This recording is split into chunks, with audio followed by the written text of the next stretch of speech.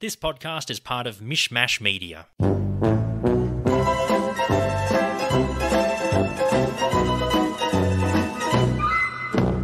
Hey, buddy. Hey, how's it going? Good. Welcome to another episode of Curbcast. My name is Ivan. And I'm Stephen. And we are up to Season 4, Episode 6, The Carpool Lane.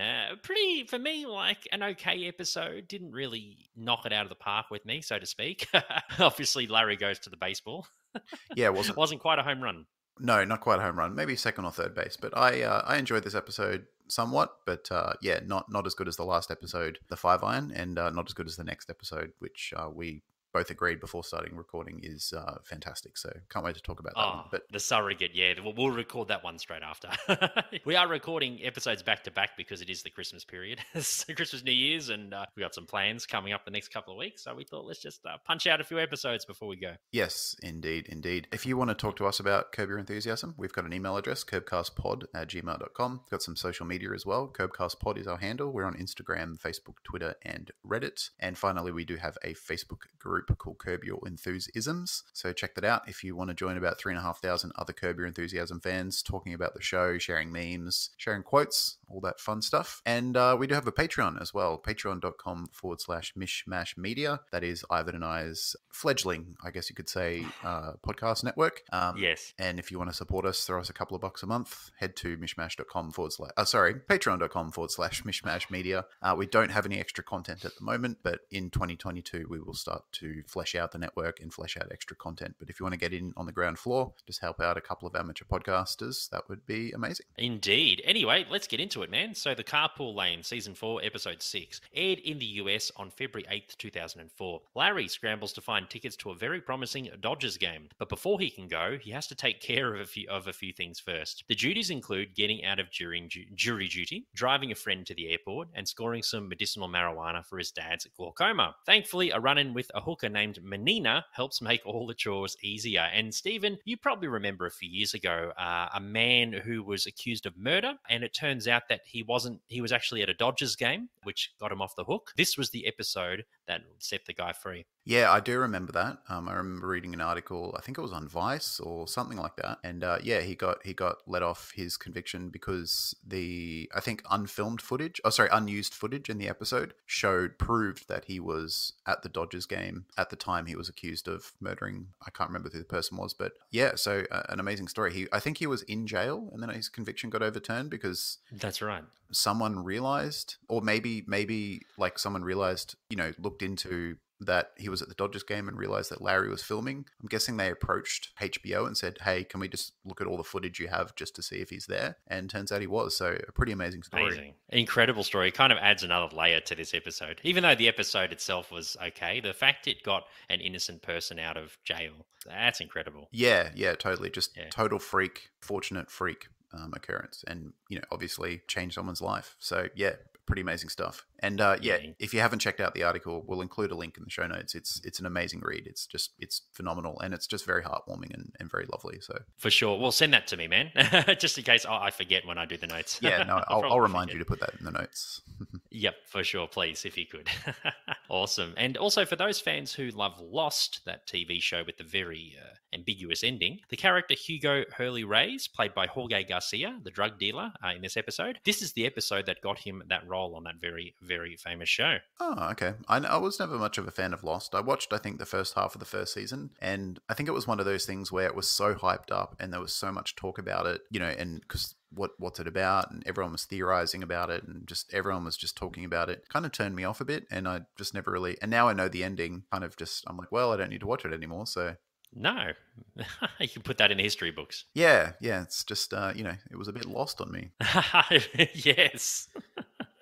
You got trapped on a deserted island in your mind. I did, yeah. Couldn't figure it out. Yeah. You did. What was it? It was heaven. It was the afterlife, wasn't it? They were in heaven or something? I think it was something. I think we can talk about. I mean, the show ended, 15 years ago? Yeah. Spoiler alert. I think it should be fine. Yeah, look, I think after 10 years, there's free reign on spoilers. But spoiler alert, just in case you haven't seen it, I think the ending is that the whole thing was that it was purgatory and they were waiting to get into heaven or something like that. Yeah, something to do with the afterlife, pretty predictable. Looking back. Yeah, a purgatory. Geez, that's a weird purgatory. Yeah. Jesus. I thought purgatory was just white, not an island with weird monsters and weird stuff. Oh well. Yeah, I thought so too. I thought it was just like, yeah, you just sit in a white room and just Yeah.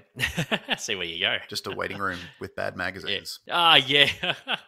Much like the next episode that Sorry. we'll talk about after this. Yeah, Anyway, let's talk about the carpool lane. yes, indeed. Scene 1, Larry and Jeff are hanging out on a Sunday in Jeff's garage. He says that by Thursday they should know if they're accepted into the golf club from last episode because they got kicked out because of the Firewood incident. Larry hopes that they are accepted into it. He says he wants to go to the Dodgers game coming up, but there are no tickets. Jeff says that he wants to go as well. Larry laments that Marty Funkhauser, played by the late Bob Einstein, has 2 tickets to the game. Larry says the tickets will go to waste. Jeff says it's wrong to ask a grieving person to use their tickets. Larry suggests they should try, even though this is the case, so the tickets don't go to waste. Jeff says that Marty has a brunch at a place called Nat's every Saturday, and they can say hello to him. So Larry, he wants those tickets, but, Marty, he's distraught. His father died in the previous episode. And he's he just wants to be alone, but Larry wants to go see him, not just to grieve, but and to mourn and to feel sorry for Marty, but he just wants to go to get those tickets. Bit of a sly dog, this guy. Yeah. I mean, they pretend that they plan to pretend to run into him and ask how he's doing, and then just happen to bring up the tickets. I kind of got the sense that after the last episode, they got kicked out of the club and swapping a golf club with Marty's father. Obviously they're in the bad books with basically everyone they know. And, you can tell in this episode when they're discussing about the Dodgers tickets, they seem it's almost like they've learned a bit of a lesson. They're like, maybe we shouldn't do something that will probably turn out bad. Because they're talking about it. And I think Jeff says, but it's a bit like untact, like it doesn't have much tact to go and ask about the tickets, especially when he's still in mourning. So you think, okay, they've grown a bit. They realized, hang on, like sometimes we should think through what we're doing or understand that maybe something we say or do will hurt people. But then 10 seconds later, then they're like, yeah, but then they're sort of apologetic and a bit more thoughtful for about 30 seconds, and then they're like, yeah, but we'll do it anyway. You know what I mean? It's like they've learned a lesson for less than a minute. They're like, oh yeah, maybe we shouldn't do that. That's it's bad taste. It's poor form. We'll leave the guy alone. And 10 seconds later, they're like, yeah, but any lesson learned is temporary. Extremely temporary. And then they're just like, yeah, thick but we'll as do it anyway. thieves. Exactly. Thick as thieves, the both of them. Yeah, I loved that. I was like, it's like Larry actually says, or Jeff, I can't remember, says, it wouldn't be tactful. And it's like, that's like a level of self-awareness that ordinarily neither of them display. Then 5 seconds later, they're like, yeah, but it would be a waste. Let's just go and do it anyway. So, Yeah, I think it was Jeff that said the tactful comment. Yeah. And it's just like, that's like, maybe maybe they were in such trouble in the last episode that they finally realized that they should be a bit more, considered in what they do and don't do. But they don't care in the end. No, they don't care. It's like Seinfeld, where it's just like, any growth is, not that there ever is any, but on the few occasions there are, it's half an episode or 5 seconds. It's very short term. It's not a permanent thing. Yeah, Larry's mantra, no hugging, no learning, definitely applies to Curb. Exactly. Yeah. They arrive at the cafe to see Marty, who was on the phone. Larry and Jeff pretend to accidentally run into him, and Marty says he used to come here with his dad every Sunday. Marty says he's lost 5 pounds in 2 days due to the grief, and he can't eat his favorite turkey sandwich. So yeah, we see a shot of Marty, and obviously he sits at a booth where his father would have sat on the other side, and there's an empty seat. Very, it's like a memorial, I guess, very symbolic. Yeah, I think he's just trying to, get used to life without his father. Obviously they're extremely close, and he looked up to him a lot, and part of that process is doing the things that him and his father did, but getting used to the fact that his father's not there anymore. So yeah, it's I think he plays the mournful and grieving son really well. Yeah, no, Bob Einstein, yeah, he really convinced me. Like it's very sad when you look at it, It's like really I don't know, you just look at Marty and he just seems so alone. It's very somber. Yeah, it's like he didn't just lose his father, he lost his best friend, and in a way, not his spouse, but like his father seemed to be more than just his father. It was almost like his like almost his as everything, friend or his life partner or something like that. Like they were very, very close, obviously. Yeah, almost, I wouldn't say soulmate, but kind of. No. I don't mean that realm, it in like a romantic way. No. Obviously, but just the same. They had the same level of intimacy and closeness, as maybe spouses would. Yeah, definitely. Emotional intimacy, not physical intimacy. I'd hope not. Larry apologizes about the 5-wood incident from the previous episode as Larry talks about the Dodgers game. He tries to sneakily suggest to Marty that if he needs some company, Larry can come to the game as well. Marty says there's no seat for Larry because that seat was meant to be for his father. Again, another like gesture, like a symbolic gesture for Marty. The empty seat. He wants to feel like his father's there, but not. Which is kind of sweet. Larry is about to leave. Marty tells them that he is sitting in the third base field level, as Larry says to keep him in mind, just in case, Marty changes his mind. And I love this part. Before he leaves, he also asks for the weatherman's golf tip. And Marty asks him, why the hell are you still asking about this? Yeah, it's just so many times throughout the show, it's just, I think I brought it up before as well. It's just, shut up, Larry. Just shut up. Shut up, Larry. I know it's a bit cringe, but in a funny way. Just shut your mouth and go away. Don't talk to me. Shut up. Shut up. Brilliant. I love it. Yeah. But even Jeff, I think he realizes at the end of the scene, even Jeff is thinking, oh, this is a bit much. Yeah, and you've kind of seen his face. It's frustrating how Larry doesn't clock on to the fact that, the extra ticket, obviously Marty doesn't explicitly say the extra ticket is for my father. I'm going to keep it empty to sort of remember him and the games that we used to go to. I think Jeff kind of cottons on, is just like, oh, maybe it's implied that that's who the extra ticket's for. But Larry just doesn't realize that, oh, maybe it's for his father. Like maybe as soon as he said, oh, no, the ticket's spoken for, I'm taking someone else. As soon as he said that, I realized obviously he's going to have an empty seat there, to remember his father. But it doesn't occur to Larry at all. He's just, just goes over his head entirely. Yeah, he doesn't get, I've always said Larry, I don't think he's human. he's an alien beamed down from space. No, he can't read between the lines or sort of, everything's very literal, really. Yeah, literal. Yeah. Almost, I wouldn't say Machiavellian. I don't think Larry's a Machiavellian person, but I just think, he definitely can't read the room. Yeah, I think we were saying, maybe it was last week or the week before, that and there is kind of fan theories that, and I think Larry David as well is on the spectrum, and obviously a lot of these behaviors, like just not being able to read, obviously being on the spectrum, people on the spectrum exhibit a multitude of behaviors and personality traits and whatnot. Certainly not trying to stereotype, but a lot of the typical behaviors that people on the spectrum exhibit, not being able to read social interactions and pick up cues and sort of understand emotions and having empathy and stuff. Larry exhibits a lot of that. So we should do like an episode just on Larry. We should do like we did with our old podcast, Big Babask, and analyze him. Yeah, a bit of a maybe it's like a bonus episode, maybe in the future. Yeah. Patreon I think I have something. to read a bit more about various topics before I feel comfortable doing that. Of course. But we did do an episode for Bid Babask. We did an episode on Larry David, the man himself. So if you go back to our old podcast, I think it was like close to our 100th episode. You can check that one out. If you just do the search Larry David on the podcast feed, you'll find it. It should come up. Indeed. Back at home, Larry chats to his dad as he says he's trying to get out of jury duty by wearing a Seinfeld jacket. And I love, it looks like a jacket that's definitely from the 90s. It's got that. It's just like one of those 90s sports jackets with the old school Seinfeld logo on it. Probably like first couple of seasons. So good. Yeah, it looks like a college jacket. Yeah, and it's just like very, very dated. Yeah. I love it. It's totally. like, and definitely worn. Like you can tell he wore it. He's worn it a lot. It's probably the real deal. It probably was a legitimate jacket from the set of Seinfeld, and he's just used it as a prop in Curb. Yeah, it's merchandise, like a Seinfeld jacket, like a memorabilia jacket sort of thing. Yeah. Cheryl walks in, and Larry tells her he'll try and get out of jury duty and go to Jeff's house later. Cheryl hands Larry 2 tickets to the Dodgers game, but she won't reveal her sources, as in where she got them. Larry asks if Cheryl wants to go as well, but she says to ask Jeff to go. Larry's dad says his glaucoma is playing up. Larry offers to get him marijuana to help with his pain. His dad refuses until Larry says that he'll go and get it for him. And he reluctantly accepts, and the dad says that if you get it, you have to smoke it as well. And Larry's like, oh, okay, whatever. That's a fair deal. Yeah. Well, Larry's dad comes from that generation where, like reefer madness. Like he says he calls like marijuana reefer. It's like all those old exploitative movies about marijuana from the 30s and stuff. So he's grown up in that generation where marijuana is like, they say marijuana kills. And you can turn the gun, you can pull a gun out and shoot yourself if you smoke a joint or something, it's like really like he's been part of that generation of like fear mongering for weed. Oh, it's just conservative propaganda, it's garbage. Yeah. And he even says, I'm not going to smoke reefer, I'm not a beatnik. He thinks that anyone who smokes a bit of weed is no good beatnik from a beatnik. Yeah, I like that. Yeah, it's just that sort of like conservative anti-hippie propaganda stuff that was pumped out en masse in the 40s, 50s, and 60s. So yeah, So obviously, good. obviously that yeah, like you said, he came from that generation, and that idea of what marijuana is and people who smoke marijuana, what they're like.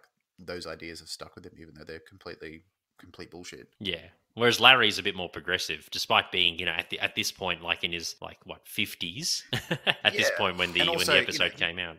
yeah, and I mean, he went to college in the 70s and 80s, and he spent a lot of time in LA. I'm sure that had an influence on him in terms of like, even if he was raised in a more conservative, with a more conservative mindset about drugs or anything like that, I'm sure being exposed to fairly progressive liberal people in Los Angeles and entertainment, probably helped him realize that, what it's actually like. Yeah, yeah, for sure. So he's been and I think Larry David is a liberal himself. I think he's a Democrat supporter. So kind of people in that realm usually are more like into recreational drugs and stuff, unlike the other side. Pretty Yeah, unlikely. and even if Yeah, even if they don't partake, they're not judgmental. They don't have that paranoid idea of anyone who smokes weed is going to do something bad, or that they're just like burnouts who contribute nothing to society or anything like that. So yeah, of he's just course. got a more realistic idea of drugs and drug users and all that sort of stuff. Yeah, well, Larry's dad later on at the end of the episode seems to enjoy the reefer. So we'll Yes, talk about that he when we has a, get to that scene, huh? he has a good time. He sure does with Menina and Larry, not so much. But anyway, we'll get there in time. During a court case, because Larry he's been nominated for jury duty. Again, that's hard to say fast. A counselor is grilling the jury about their eligibility to serve. Larry gets asked why, if he's eligible to be in the jury and if he's been a victim of any violent crimes or serious crimes. Larry says his cousin once stole an almond joy from him. The counselor says that's not a serious crime. The counselor asks for any reasons not to be in the jury, and Larry pretends to be racist by saying that his judgment may be clouded because the defendant is a Negro.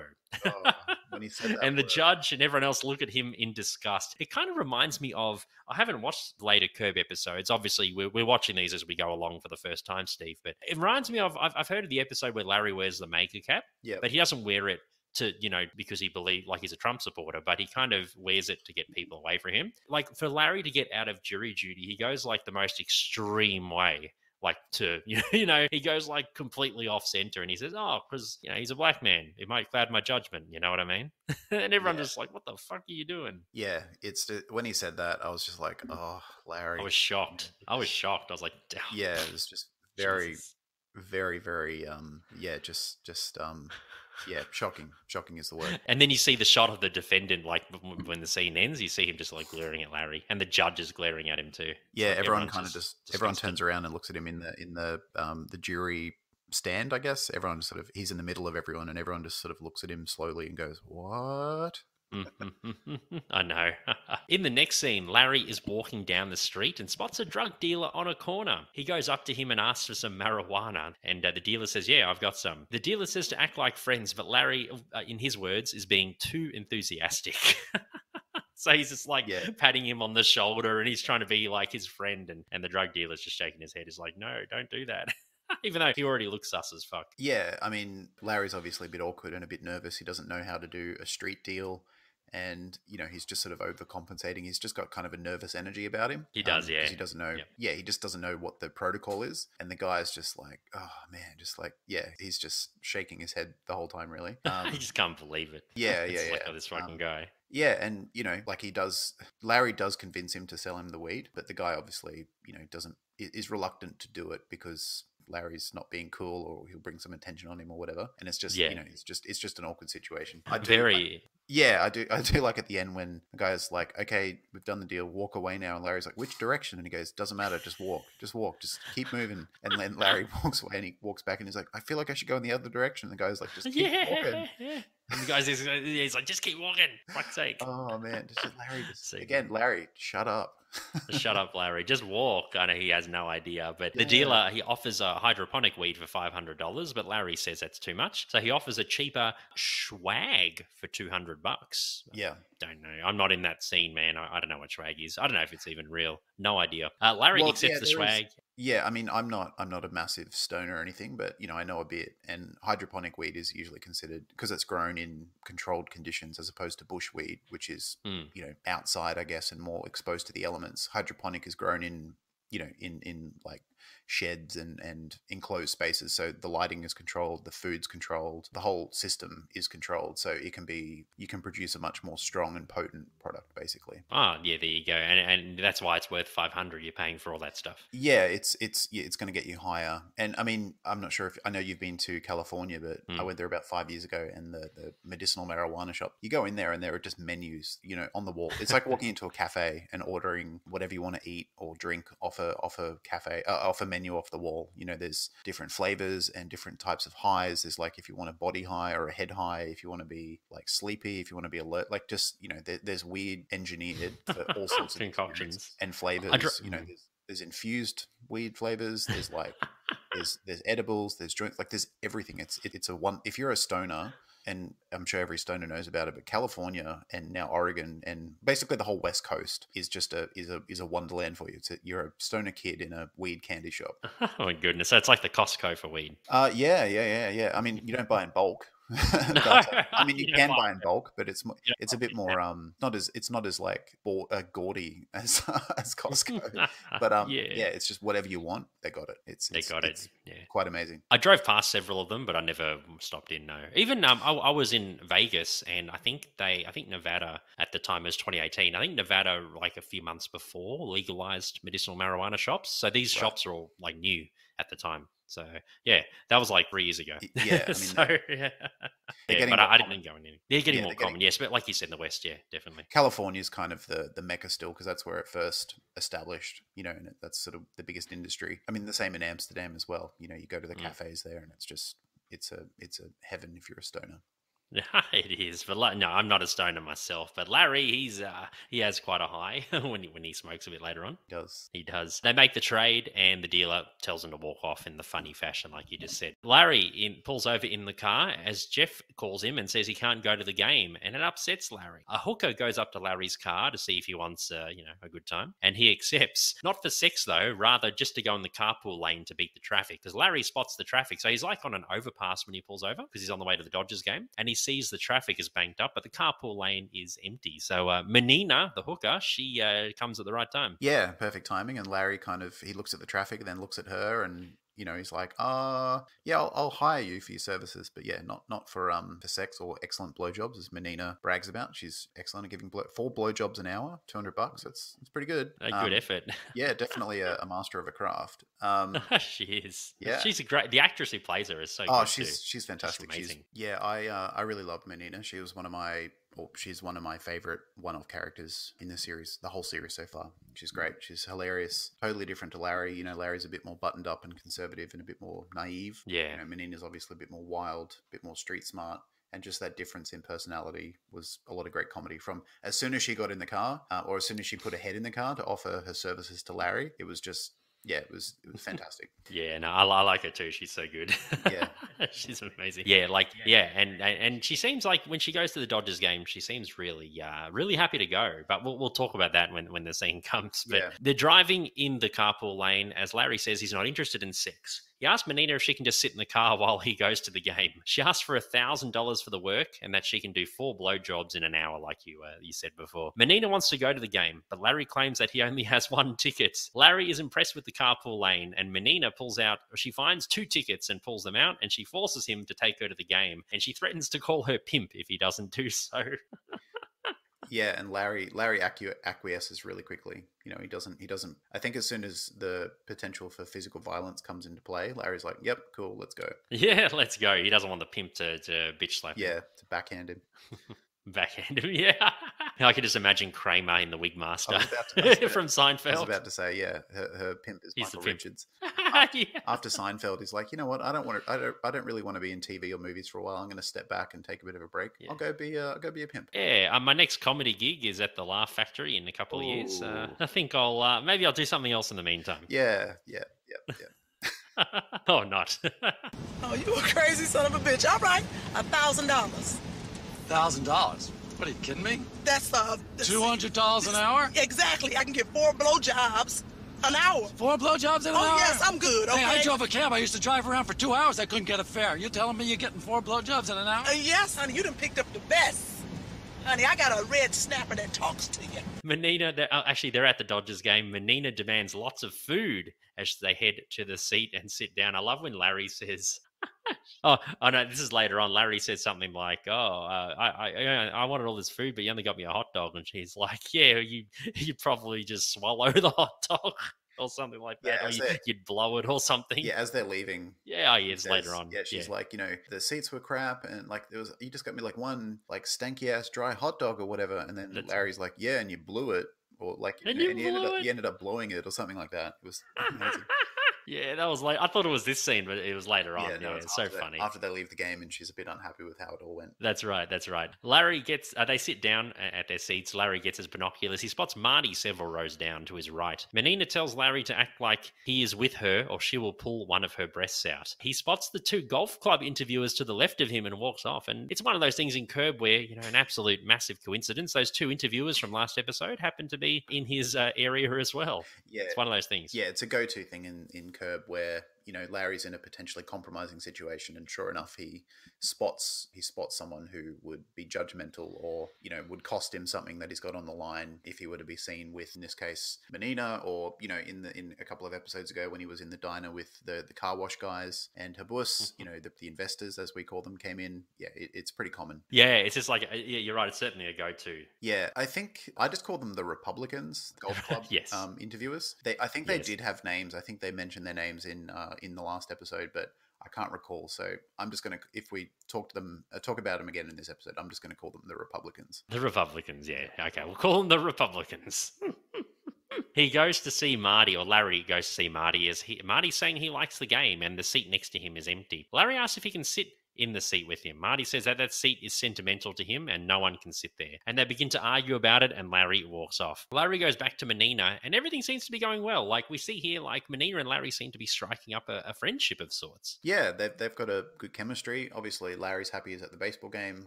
Like you said before, Menina's happy. She does mention that she hasn't been to a baseball game, I think, since she was a child. So I think there's a bit of nostalgia for her. And it's probably also a case, not to get too dark, but, if she's a full-time sex worker and she's got a pimp, I'm guessing a lot of her life would be controlled. She probably wouldn't be allowed to go do many things on her own. She'd have a pretty tight leash, so to speak, around her activities and how she spends her time. So the fact that she's just like, she's getting paid to do something that people just ordinarily take for granted, there's probably a bit of freedom in there for her as well, a bit of fun. Yeah, she doesn't, she's not doing anything sexual. It's just, she's getting paid to do something that she would probably want to do anyway for free, just as a fan. So yeah, you can tell she's having a good time. $1,000, yeah, she is. $1,000, not too bad for going to a game. Yeah, $1,000 for 4 hours. If I got paid $250 an hour to do anything, I'd probably do almost anything. Anything non-sexual? I'd probably give Larry David a blowjob.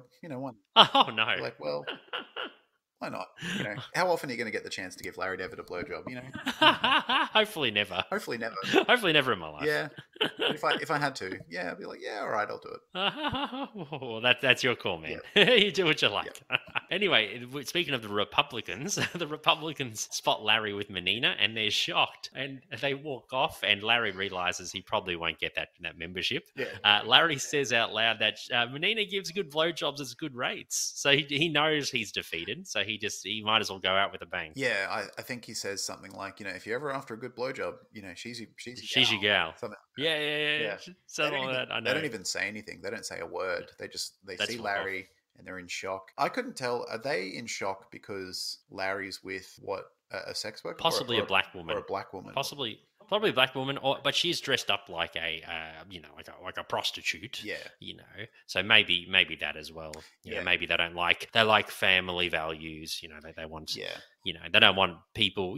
And I'm sure a lot of these guys probably have women on the side, but you can't be in public with that kind of stuff. Yeah, I mean, how often does that happen where buttoned up conservative people of all walks of life, they espouse family values and traditional morals, and then they get caught. They sleep with their secretary, or they get caught in an affair, or or like doing something that they've denounced in the past. Like how many people like being homophobic, and it turns out that they're closeted homosexuals. They're gay. Yeah, it's Many. It's very common. It's very common, yeah. Or, they get raided by the FBI and get all their computers stolen because they've got some, nasty material on there. Yeah, You or know what just I mean? they espouse like financial crimes or like corruption, but it turns out they're taking money under the table, or it's a tale as old as time, I think. Yeah, I just think these Republicans are just being a bit too, I don't know, too buttoned up, like you said. Well, yeah, and it's probably also a case of like just Larry being with any woman in public but his wife, even if she was just a friend or it was innocent. I think just that idea of like being on your own with any other woman is, even that Is adds, no. adds a bit of like, tabooness to it, I guess. To the situation. Yeah, it does. Hey, what a great game, huh? Is anybody sitting there? No, Well, can I join you? no. Why not? Well, it's a seat for my father. Your father's dead. They head back to the car after the game, and Marty is a few cars down, and he can't start his car. Marty asks Larry if he can if Larry can start his car for him, and as he says, he needs a lift to the airport. I love this part. Larry says, "Why don't you ask your father to start the car? Hey, excuse me, Leo. Could you help Marty out start his car?" Oh, this That is so wrong. I think this is Larry probably At his lowest. yeah, at his most, and we've used the word Vindictive. before. He's most cunty. He's just Yes. he's just I can't think of any better word other than just he's being a cunt. He's just being This was like the second worst cunty thing he's done Yeah. in this episode. Second worst. Yeah, like Larry, we often say that a lot of the situations Larry finds himself in, it seems to be about half the time it's just people misunderstanding or misassuming things that he's said or done, or he's just like sort of bumbled his way into a situation or thoughtlessly said or done something. It's rarely out of like pure vindictiveness or him just being a straight up asshole. Like there's always a certain element of innocentness or just him not thinking it through. But this Yeah. is, even though it's sort of only contained to this scene, like it's not like it causes problems further on in the episode, but this is one of the most like him just being a total prick.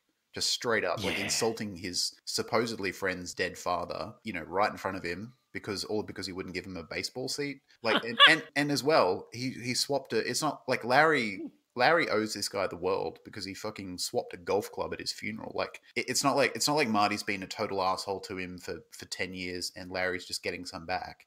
Like, Marty's never been anything but nice to him. And even like at the diner previously when they accidentally on purpose run into him, they say, "I'm really sorry about the golf club, about the 5-iron incident." Sorry, the 5-wood? 5-iron. 5-wood. Sorry. Yeah. And Marty's just like, forget about it. It's all forgotten. So he's already forgiven Larry for doing a fucking horrible thing in front of all of his friends and family, dishonoring his dead father who he thinks the world of. And just because he wouldn't give him a fucking baseball ticket, Larry's just, oh man, it's a level of meanness that you rarely see in anyone, let alone Larry and Curb. It's just so brutal. It's extremely brutal. But Larry knows that Marty's in a bit of trouble, so he kind of, he doubles down. Yeah, and actually that's another point. Like it's not like he just does it out of the blue. He does it because Marty's desperate. He really needs to get to the airport. It's just like, it's so mean on so many levels. It's extremely mean. Oh, man, that was brutal.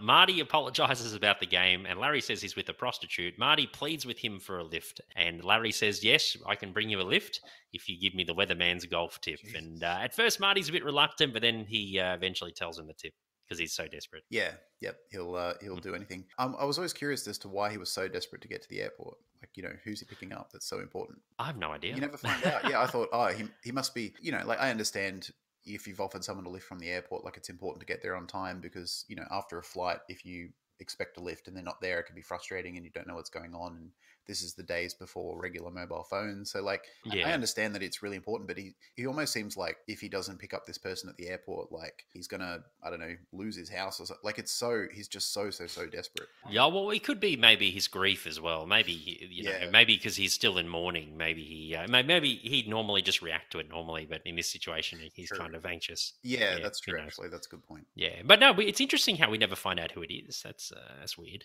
Yeah. I was expecting for it to be this really important person or for it to cost him a lot, not financially, but like for, really high stakes if he misses this airport pickup, but kind of is a mystery. Yeah, there's probably not enough time to flesh that out. No. Or we might find out later. Yeah. Who knows?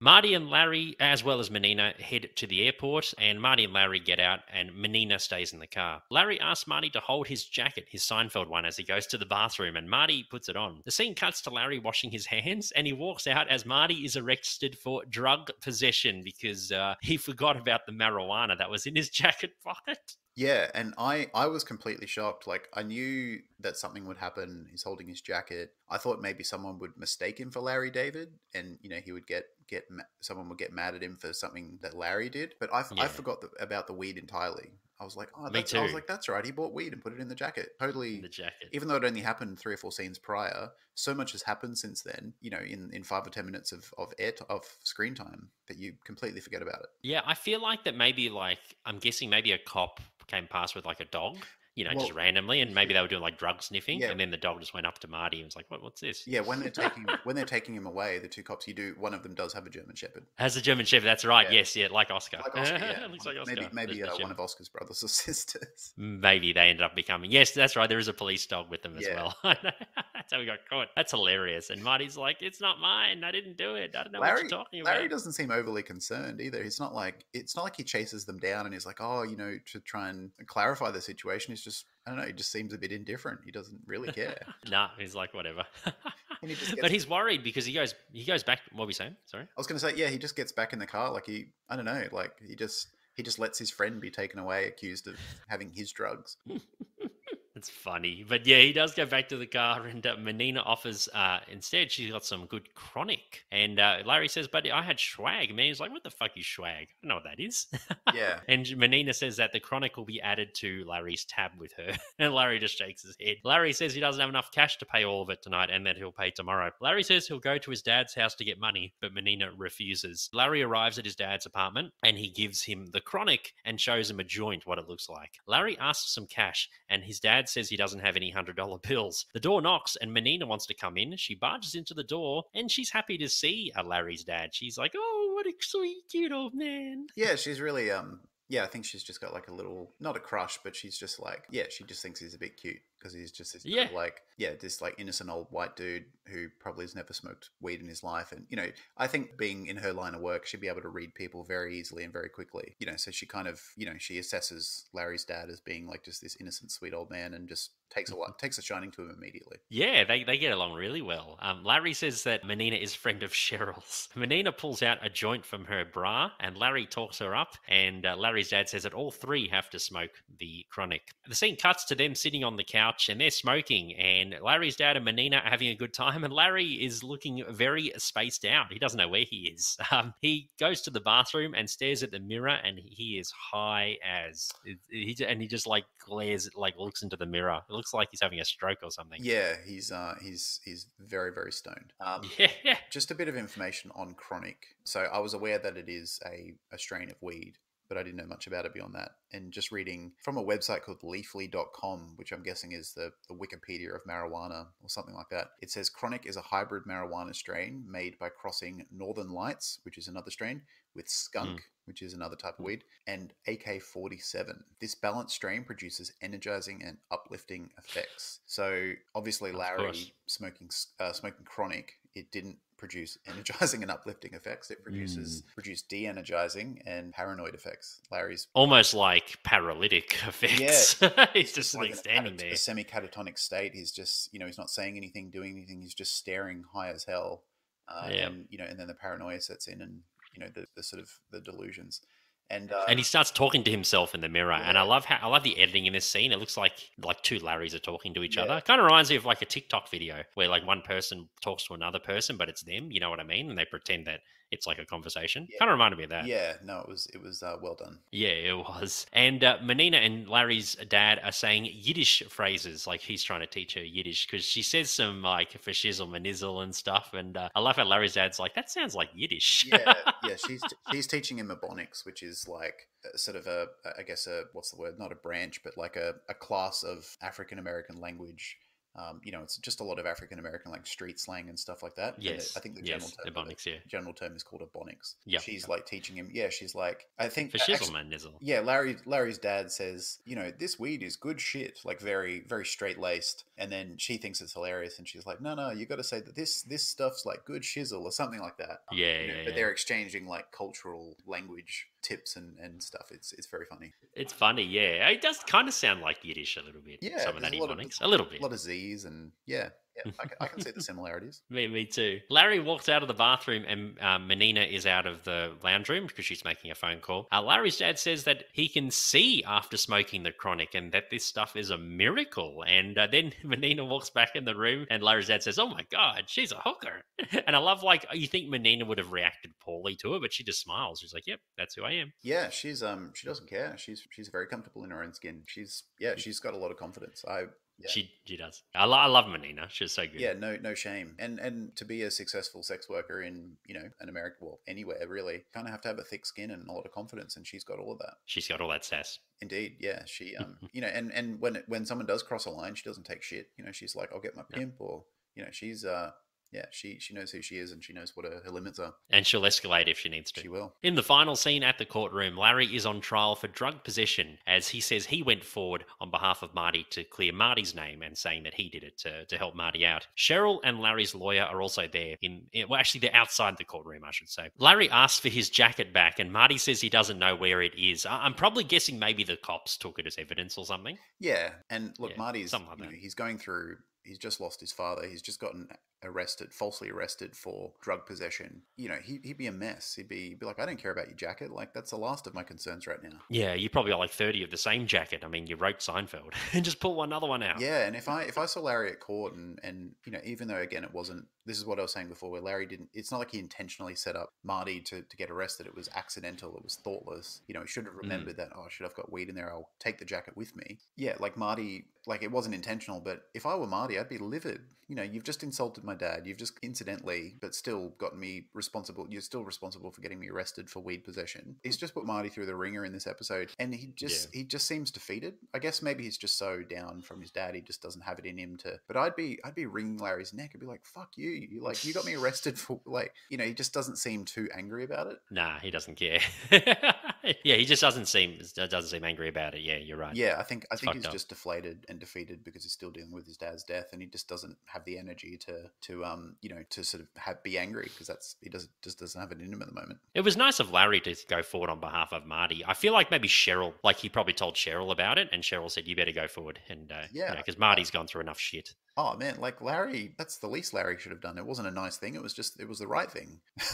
The right thing. No, but what I'm saying is, I bet you it wasn't his idea. Oh yeah, for sure. Like Larry would have found a reason not to do it. Like, it will cost me my role in the producers, or I can't, or something like that. But yeah, Cheryl would have strongly encouraged him to do the right thing. Indeed. He spots Menina, who asks him for his overdue money, and she goes up to him. Cheryl asks if she was his anniversary present. So this is your 10th anniversary gift?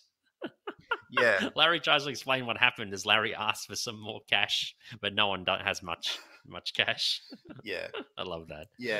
The scene cuts to the courtroom where the same judge from before is presiding, so where Larry said his remark. The judge asks Larry what he has to say for himself, and Larry is embracing Menina in the courtroom as he talks about his father's eye condition. And that's the end of the episode.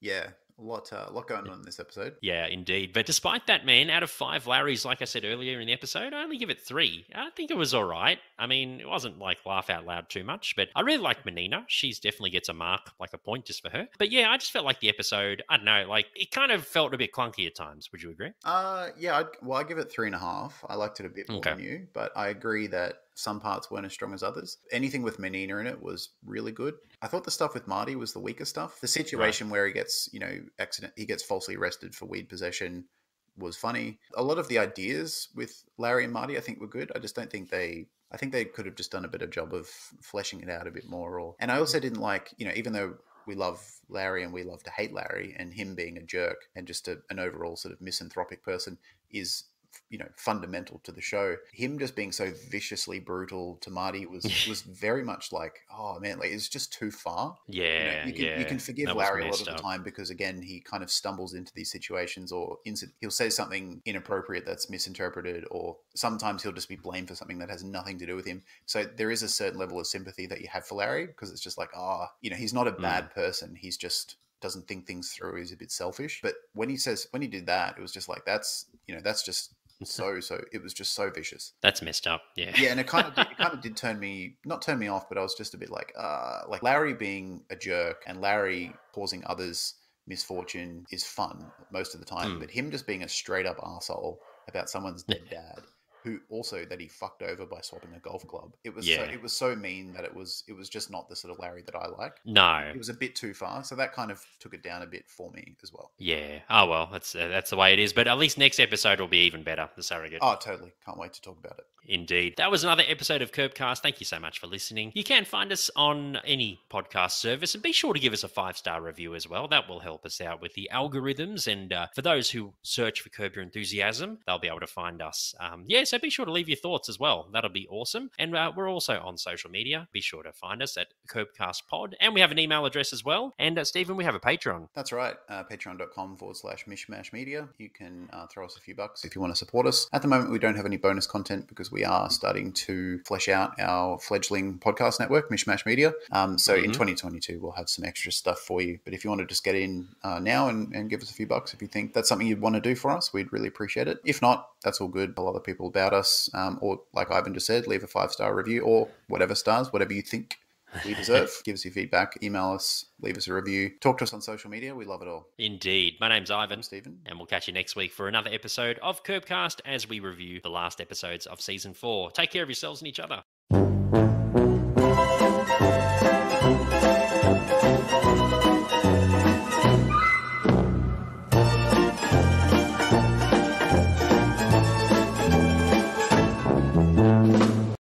Thanks for listening. This podcast is part of Mishmash Media, an independent podcast network. Follow us on social media at Mishmash Media AU or support us on Patreon. All those links are in the show notes.